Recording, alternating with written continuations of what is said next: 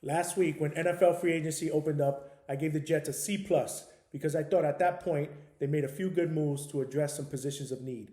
But with the recent move they made the last couple of days, does that grade get a little higher? I'll let you know my thoughts right now.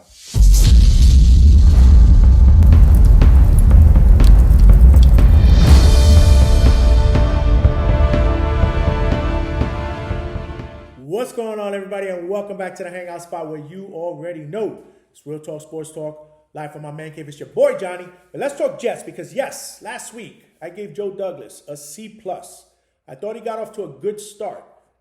Wasn't any big names that he signed, but definitely signed some solid players that fill some positions of need. And that happened after being asleep all day in the first day of legal tampering. He didn't make his first move to about 10:30 at night. And then after that, the chips started falling. And not only did he make moves to sign players, he also made a nice trade to bring in Morgan Moses to play one of the tackle positions. So all in all, good start to free agency. Didn't go out there and spend the big money that maybe a lot of us thought he may do this year to address offensive line and wide receiver. Nonetheless, solid players at the right price. Can't go wrong with that. C plus. Now, fast forward. Last couple days. Let's not forget, I was very critical that he hadn't signed a wide receiver. We all know we need a second wide receiver opposite Garrett Wilson. And there were some good guys out there. Realistically, though, with the way Joe Douglas shops, not surprising that he didn't take a stab at those top guys. They went for some really, really high dollars. Calvin Ridley, Michael Pittman. I mean, these guys got paid. And Joe Douglas doesn't operate like that. So I was wondering, what happens here? Who does he take? Does he take a third or fourth receiver and try to sell us that he's the guy opposite Garrett Wilson? Does he make a trade? Although I thought it would be unlikely, my hopes were they would try to pry T. Higgins away from Cincinnati. But that didn't happen. So what happens? Then all of a sudden, Mike Williams became available, and that piqued my interest. In fact, it got the Jet fans excited. Then we saw he was coming in for a visit.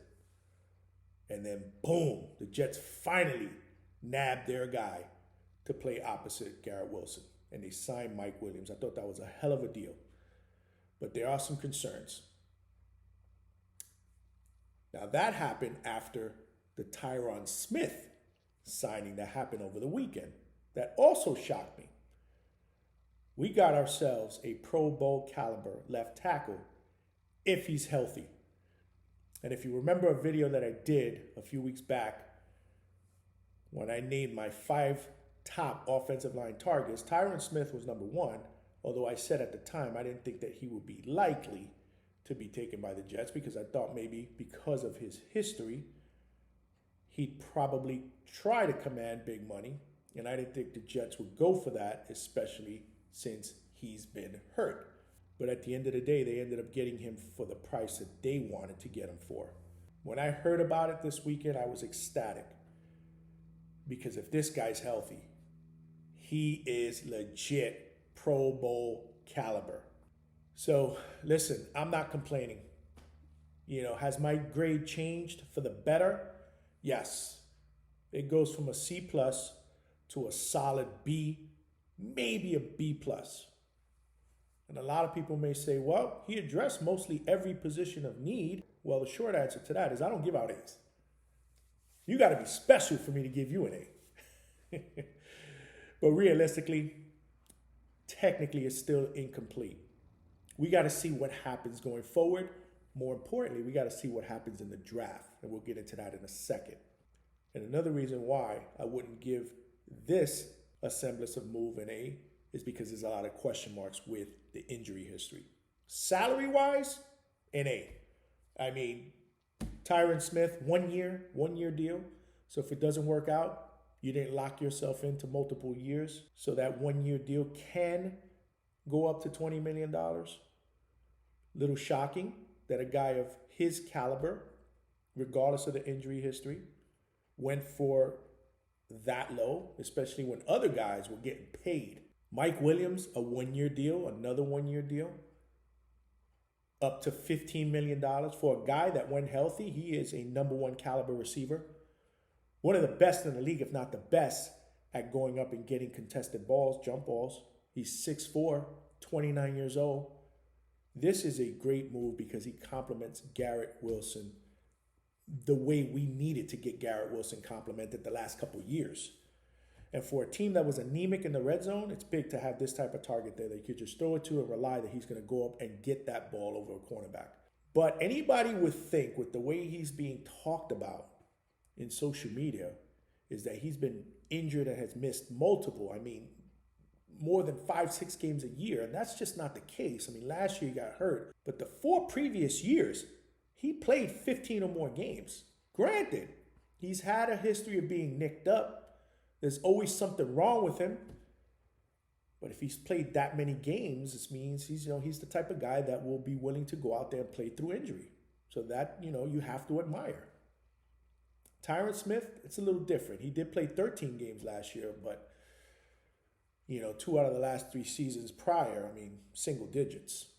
So, those concerns, although I like the moves at the price, is what keeps me in the B level range. But, that's not to say that they can't get into the A range. It all depends on what they do in the draft. And this is going to be a big draft for Joe Douglas. But based on what he's done so far, this is the reason why I don't do mock drafts in the beginning of March. It just doesn't make any sense. Because everybody, when mock draft season came out, had the Jets taking an offensive lineman. Everybody. Whether it was Fugaza, whether it was Fashanu, whether it was Latham, whether it was Joe Alt falling to us. Everybody. Because at that time, it was a position of need.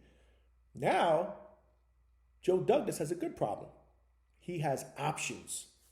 We don't necessarily have to lock ourselves into an offensive lineman. And that's the good thing about what he's done. The best thing about what he's done in free agency is that he's given himself some flexibility to move in a bunch of different directions. So it'll be interesting to see how creative he gets come draft day. Because look at it. A lot of people are linking Brock Bowers to the Jets, the stud tight end from the Georgia Bulldogs. Wouldn't that be something? Now, in the beginning of March or the end of February, whatever, I would have never thought that the Jets would potentially look at a tight end, regardless of how much upside he has. But now, that could be an option. And I got to be honest with you, I like that option. I've seen some game tape of this kid. He's legit. He has star written all over him because he's not your traditional tight end. And most of these guys, that play at that level in college, they're usually more like, that hybrid tight end receiver type guy. And you could move this guy all over the field. He's athletic. He has great hands. He can go up and get the football. He's amazing. It would be absolutely insane to see him in the same offense with Garrett Wilson, Mike Williams, Breece Hall. Imagine 2 tight end sets with him and Conklin. Aaron Rodgers delivering the football. It's insane. I've kind of fallen in love with Brock Bowers, to be honest with you. But who knows? I wouldn't be mad if the Jets took an offensive lineman either. Don't get it twisted. We have some veteran guys, and if you look on the screen right now, this offensive lineup is legit. Make no mistake about it. If these guys are healthy, this is a playoff caliber. This is an offense that I think can be top 8 or 9 in the league. If Aaron Rodgers is healthy and he plays, like the Aaron Rodgers of the past. But what if somebody gets hurt? You also got to understand, a lot of these guys are playing, on one-year deals, like Tyron Smith, a 1-year deal. What if it doesn't work out? Morgan Moses, I believe, is in the last year of his contract. You just don't know. So in my opinion, the more depth that you have at offensive line is always the better. And if we get an offensive lineman, now we have the luxury of being able to have him sit behind one of these veteran guys, and we can ease him into playing time instead of putting him out there as a rookie to start, which could potentially ruin his career. We saw what happened in the beginning of Andrew Thomas's career with the Giants. He just wasn't good. And if we can afford this kid the luxury of having to sit a bit, might not be a bad thing. So, if they decide to sit pat at 10, not move, and one of these guys, one of these offensive linemen fall to them, whether it's Fashanu, whether it's Fugaza, whether it's Latham, I wouldn't be mad if they took a stab at him. What if a wide receiver dropped to them? This kid from Washington, Rome Odunze, he's a beast. Most people are saying he's going to be a stud in this league. 3 wide receiver sets with him and Garrett and Mike Williams, with Aaron Rodgers delivering the football. Who knows? And you get him at the price that you want him on a rookie deal. I don't know. It's pretty exciting, to kind of now go into the draft thinking, now we can go and get the best available player instead of getting a player, that we're going to have to take, even though he may not be as high as we would have thought on Joe Douglas's draft board. Or he could even trade back now. What if he doesn't like anybody there? Or he figures one of these guys will drop, a few slots. Maybe you flip-flop picks, in the mid-teens, and you try to recoup that second-round pick that you don't have. Again, these are good problems to have. So at the end of the day, I applaud Joe Douglas so far for a very good offseason, but this isn't really anything new for him. Joe Douglas, if you really look at it, especially the last couple years, is usually the champion of the offseason. This is where he gets his flowers. This is where the fans come out and they're like, Joe Douglas, he's the greatest, and in Joe Douglas we trust. But then in the regular season, when the Jets suffer all these injuries, we don't see him because he's sleeping and he doesn't wake up to the end of the season when it's time to do his end of season press conference. And that's my biggest problem with Joe Douglas. The job doesn't stop once the season starts. In fact, it intensifies for a GM. You got to constantly be on the phone. Because if you suffer an injury and your team still has potential to win games, you can't afford to just not make a move. You got to go out there and try to fill the void. So you got to pivot. And that's what separates the good GMs from the great ones. I've said that in the past. And that's why I'll never say Joe Douglas is a good GM. I think he's okay. He's the best that we've had in the last 15 years, I would say. But that's not saying a lot because look at those guys that I'm comparing him to. John Idzik. I mean, come on. Let's be serious. And as far as his draft, he had one really good draft, a great draft. Others, not so great.